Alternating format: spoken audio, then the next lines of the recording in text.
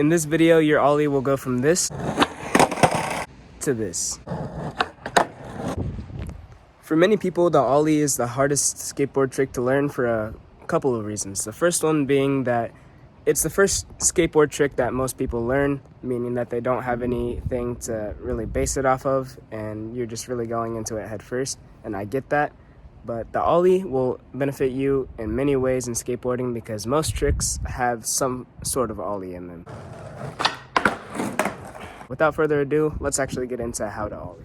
So if you're anything like me, you've probably watched a lot of Ollie tutorials, and you've just been told to put your feet somewhat like this, pop your tail on the ground, slide your foot up, and you'll be good. But that's actually not all there is to it. Let me explain. One of the most important parts, if not the most important part when ollieing, is where your weight is. So most of your weight should be on your front foot so that the board does not slip out in front of you. Because if you're leaning back, that's just going to send the board forward, which is why sometimes your Ollie may look like this. Now, another problem is with the pop. Now, most people, when they Ollie, they just pop straight down, which might seem right because you want to get as much pop as possible.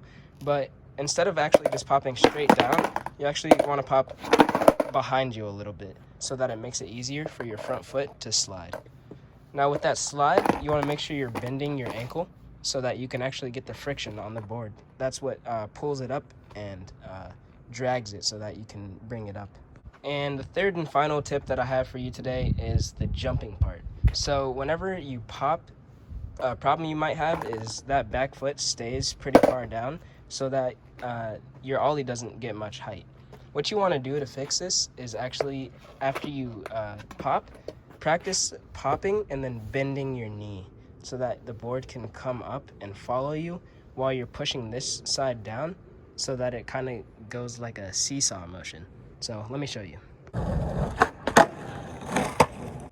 Another thing I'd like to point out is where your shoulders are. So your shoulders should be in line with the bolts of the skateboard, because wherever your shoulders turn is where your skateboard is going to turn. So if you turn your shoulder a little bit this way, the board is going to go that way a little bit.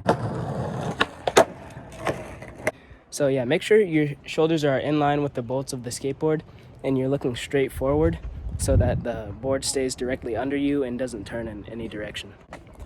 While all these tips that I've given you today are true and they will help you, there's one tip that I can give you that are better than all of the ones that I've given you this far, and that's practice. Practice every single second, every day that you can, and you'll get to where you want to be eventually.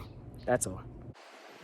My name's Jay the Player, and I give practical advice to people learning how to skateboard. If you enjoyed this video, make sure you hit the thumbs up button and subscribe so you never miss another video. Keep being a player. Peace out.